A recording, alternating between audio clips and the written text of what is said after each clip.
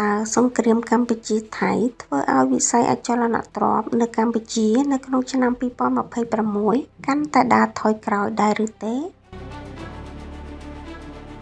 ប្រហែលអ្នកនៅក្នុងវិស័យនេះមានការយល់ស្របទៅនឹងចំណងជើងអត្ថបទនេះស្របពេលទីផ្សារស្ថិតក្នុងស្ថានភាពមិនច្បាស់លាស់ស្រាប់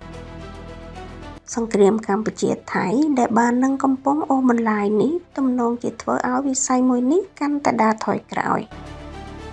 អ្នកជំនាញបានយល់ឃើញថាសង្គ្រាមជម្លោះព្រំដែនរវាងកម្ពុជានិងថៃកំពុងរួមចំណែកដល់ការធ្លាក់ចុះនៃទីផ្សារអចលនទ្រព្យនៅផ្នែកខ្លះនៃប្រទេសកម្ពុជាទោះបីជាមានផលប៉ះពាល់មិនស្មើគ្នានៅទូទាំងវិស័យក៏ដោយ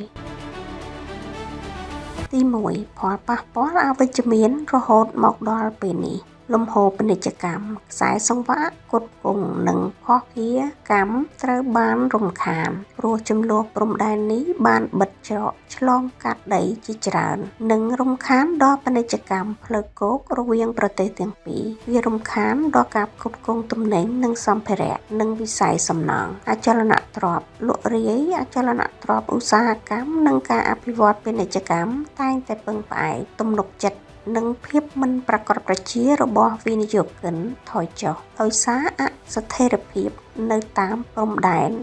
វិនិយោគិននិងអ្នកអភិវឌ្ឍជាច្រើនមានការប្រុងប្រយ័ត្នជាងមុនយោងតាមរបាយការណ៍ទីផ្សារថ្មីចំនួននេះប៉ះពាល់យ៉ាងខ្លាំងដល់ទីផ្សារអចលនទ្រព្យនៅកម្ពុជានៅទូទាំងវិស័យជាច្រើនតម្រូវការខ្សោយសម្រាប់ប្រភេទអចលនទ្រព្យមួយចំនួនកំពុងកើតមានរួចទៅហើយឧទាហរណ៍អចលនទ្រព្យសន្តាគារនិងអចលនទ្រព្យដែលទាក់ទងទៅនឹងវិស័យទេសចរណ៍បានបាត់បង់សន្ទុះការបិទព្រំដែននិងការថយចុះនៃវិស័យទេសចរណ៍មានន័យថាភ្ញៀវទេសចរតិចជាងមុនដែលប៉ះពាល់ដល់តម្រូវការសន្តាគារអាផាតមិនសេវាកម្មលក្ខរីឯការធ្លាក់ចុះនៃគម្រោងថ្មីនិងការអភិវឌ្ឍលក់រាយបាននឹងកំពុងធ្វើឲ្យអ្នកអភិវឌ្ឍមួយចំនួនកំពុងពន្យាពេលដំណើរការលក់អចលនទ្រព្យលក់រាយផ្សារទំនើបអគារថ្មីដោយសារតែភាពមិនប្រាកដប្រជានិងតម្រូវការខ្សោយទី2ផ្នែកណាខ្លះដែលរងផលប៉ះពាល់ខ្លាំងជាងគេនិងហេតុអ្វីបានជាមានភាពធន់ខ្លះ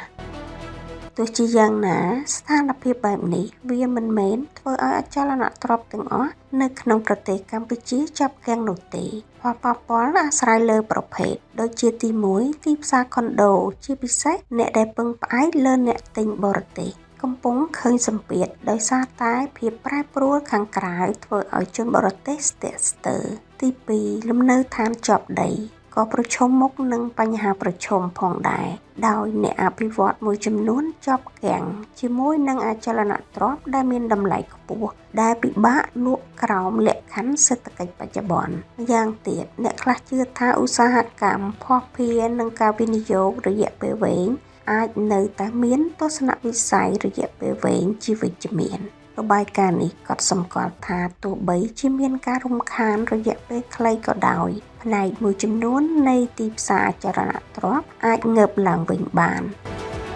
ជាងនេះទៅទៀតការវិនិយោគផ្ទាល់ពីបរទេសមិនតាន់ដួលរលំទាំងស្រុងនៅឡើយទេ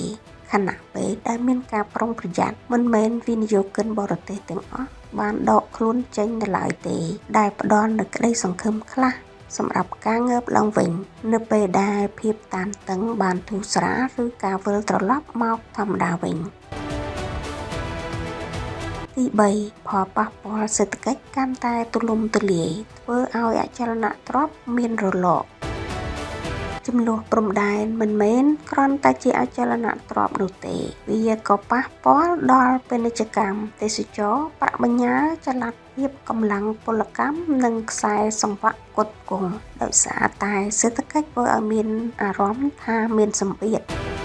អ្នកប្រើប្រាស់និងវិនិយោគិនជាច្រើនអាចពន្យាពេលឬកាត់បន្ថយការទិញធំដូចជាអចលនទ្រព្យដែលកាត់បន្ថយតម្រូវការសូម្បីតែសម្រាប់អចលនទ្រព្យដែលមិនមែនជាតំបន់ព្រំដែនក៏ដោយ